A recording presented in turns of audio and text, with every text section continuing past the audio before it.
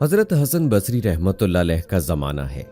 आपकी एक शागिर्दा जो बाकायदा आपका दरस सुनने आती थी, निहायत इबादत गुजार थी। उस बेचारी का जवानी में खाविन चल बसा। उसने दिल में सोचा, एक बेटा है, अगर मैं दूसरा निकाह कर लूंगी तो मुझे दूसरा खाविन तो मिल जाएगा, लेकिन मेरे बच्चे की जिंदगी बर्बाद हो जाएगी। अब वो बच्चा जवान होने के करीब है, यही मेरा सहारा सही। लिहाजा इस अजीम मां ने यही सोचकर अपने जज्बात की कुर्बानी दी।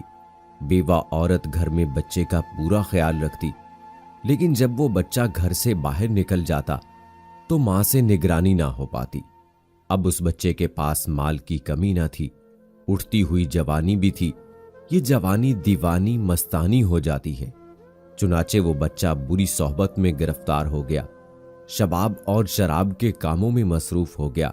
मां बराबर समझाती, लेकिन बच्चे पर कुछ असर ना होता। चिकना घड़ा बन गया। वो उसको हजरत हसन बसरी के पास लेकर आती। हजरत भी उसको कई कई घंटे समझाते, लेकिन उस बच्चे का नेकी की तरफ रुझान ही नहीं था। हजरत के दिल में भी ये बात आई कि शायद इसका दिल पत्थर बन गया है, मोहर लग गई है। बहरहाल मां तो मां होती है।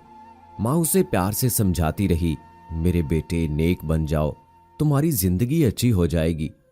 कई साल बुरे कामों में लगकर उसने अपनी दौलत के साथ अपनी सेहत भी तबाह कर ली और इसके जिस्म में लाइलाज बीमारियां पैदा हो गई।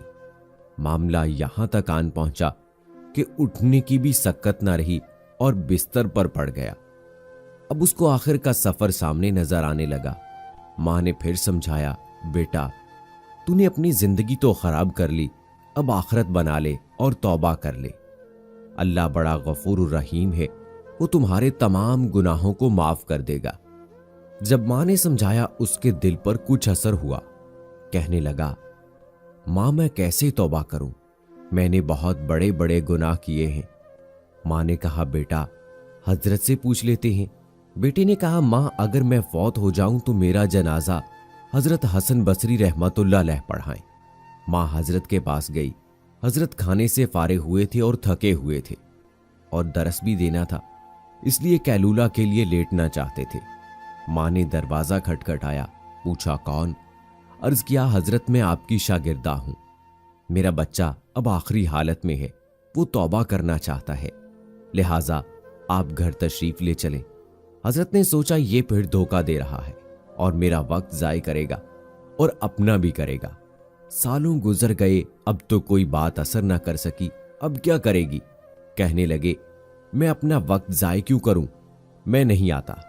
मां ने कहा, हजरत उसने तो ये भी कहा है कि अगर मेरा इंतकाल हो जाए तो मेरा जनाजा हजरत हसन बसरी पढ़ाएं। हजरत ने कहा, मैं इसके जनाजे की नमाज नहीं पढ़ाऊंगा, उसने तो कभी नमाज ही नहीं पढ़ी। अब वो शागिर्दा बेवा औरत थी, चुप कर गई, रोती हुई घर आ गई। बेटे ने पूछा, क्या हुआ?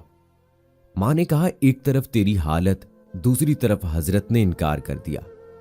अब ये बात बच्चे ने सुनी तो उसके दिल पर चोट लगी और कहा, मां मेरी एक वसीयत सुन लीजिए। मां ने पूछा, बेटा वो क्या? अजीब वसीयत।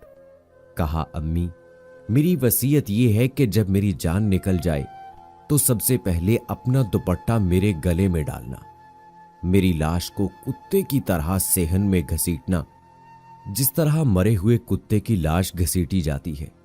बेवा औरत ने पूछा, बेटा वो क्यों?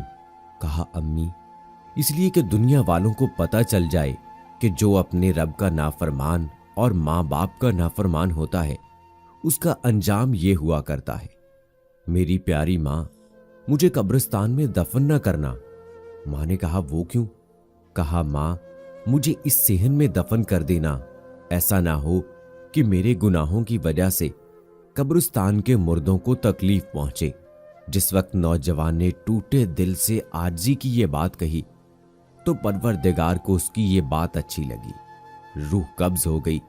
अब रूह निकली ही थी, मां आंखें बंद कर रही थी तो दरवाजे पर दस्तक हुई।